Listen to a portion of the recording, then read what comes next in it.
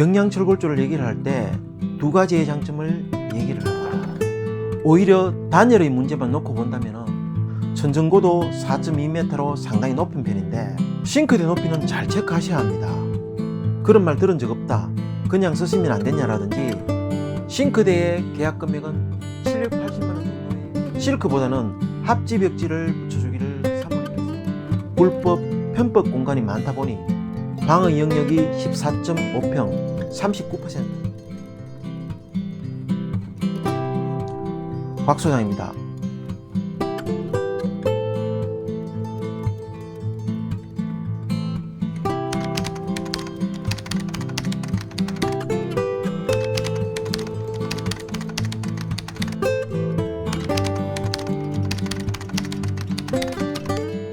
경량철골조를 얘기를 할 때 두 가지의 장점을 얘기를 합니다. 첫째는 가성비이고 두 번째는 공기 단축입니다. 이 두 가지에는 분명한 장점이 있으면 누구나 잘 아는 사실입니다. 그러면은 경량철골조에서 가장 우려되는 점은 어떤 것이 있을까요? 첫째는 단열에 대한 우려가 있고, 두 번째는 지붕을 두드리는 빗소리가 들린다는 방음에 대한 걱정이 있습니다.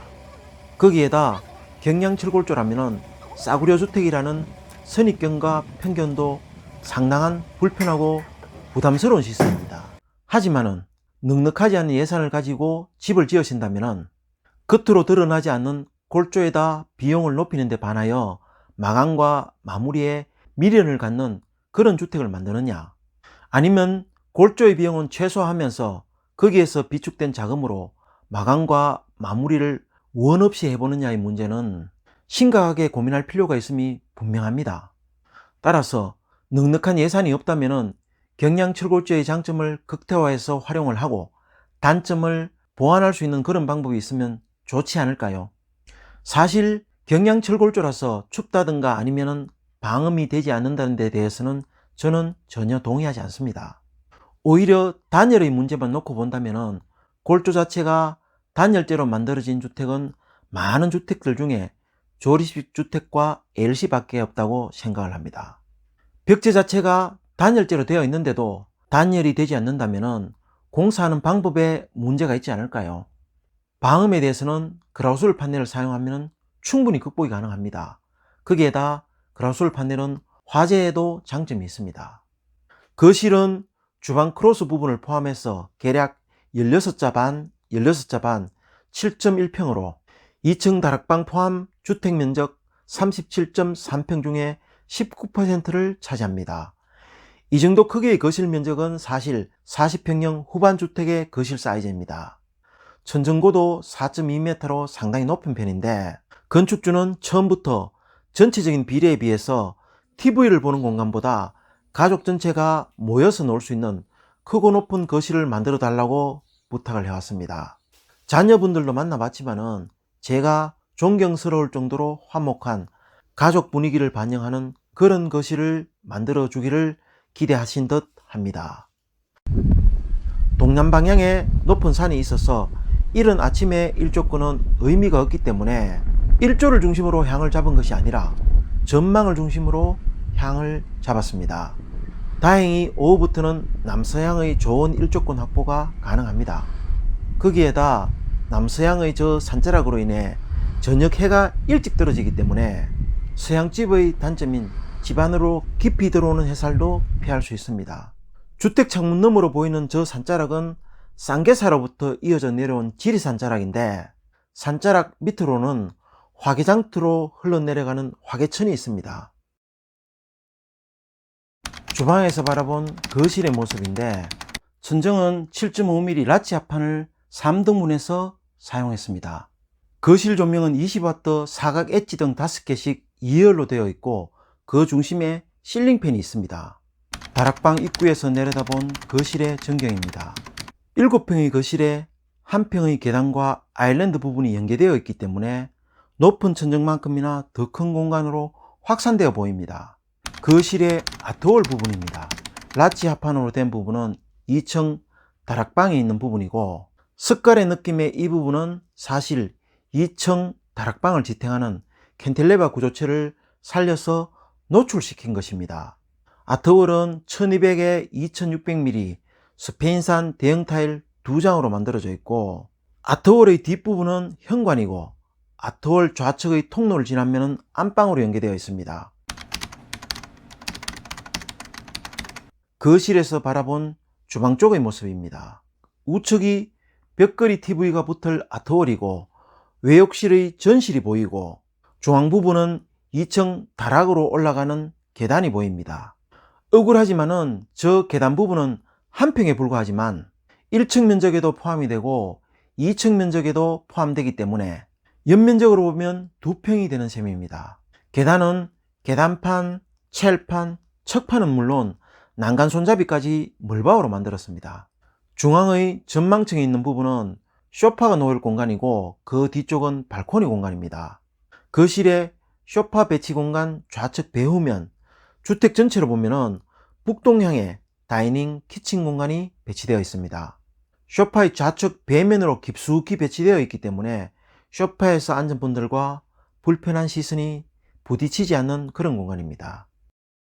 다이닝 키친 공간은 거실과 크로스 부분을 포함해서 계략 10자, 15자, 4.2평으로 주택 전체 면적 37.3평 중에 11%를 차지하는데 30평형대 주택의 일반적인 다이닝 키친 공간입니다.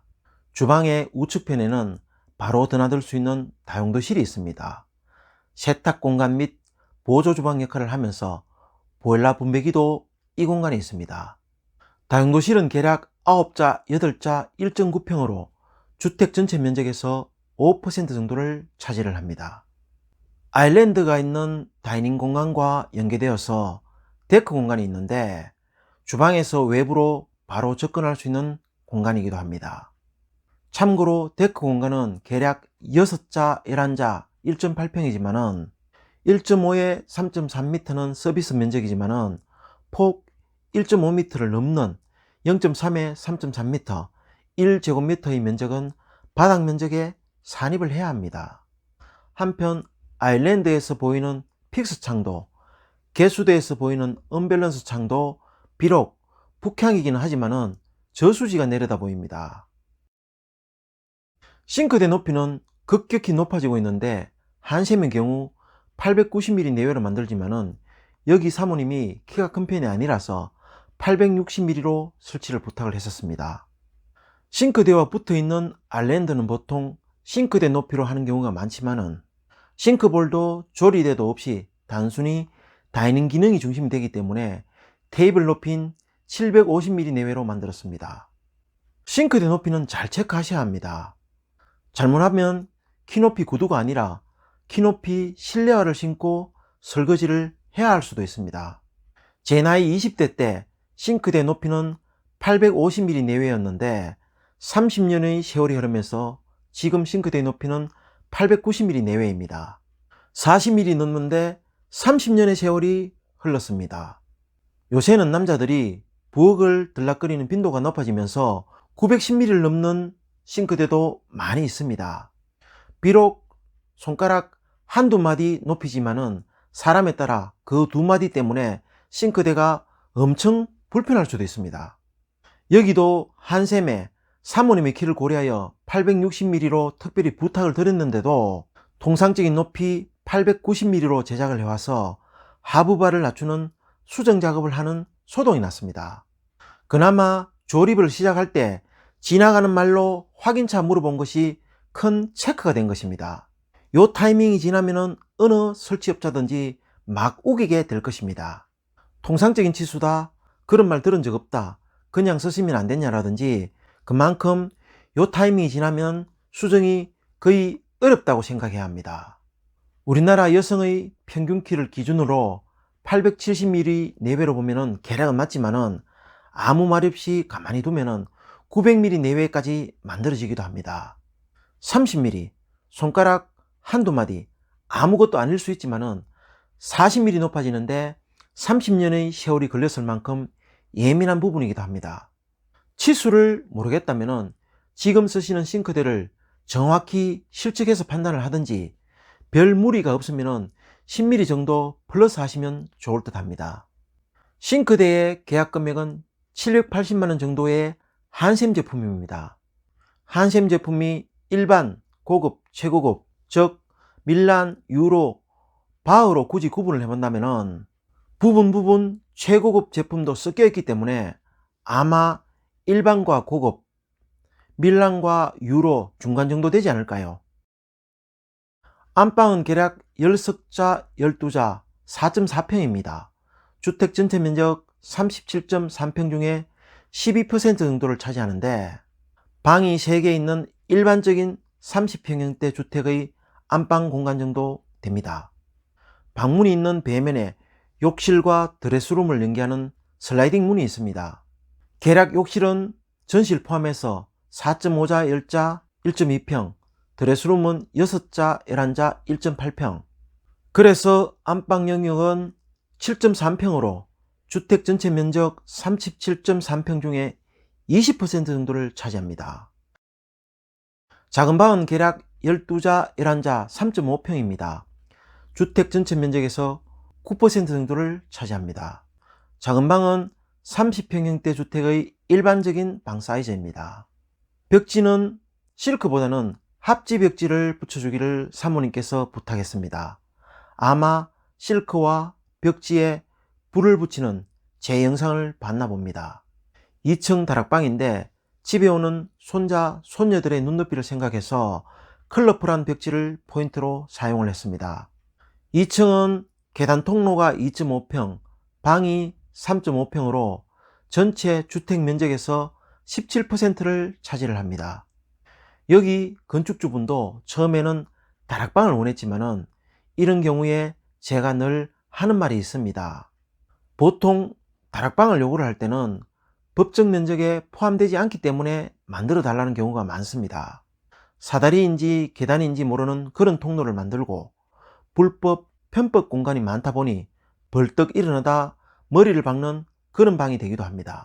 하지만 법정 면적에 안 들어간다고 해서 공사비가 안 들어가는 것도 아닌데 정정당당한 최소한 옹색하지 않은 그런 공간을 만들자고 얘기를 합니다.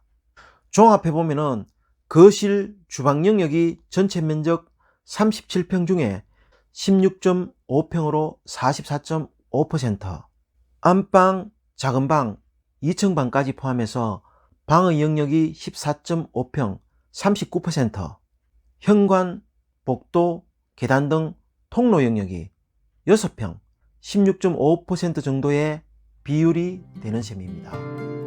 끝까지 시청해 주셔서 감사드립니다. 동영상의 내용이 불편하지 않으셨다면 구독, 좋아요 부탁드립니다. 감사합니다.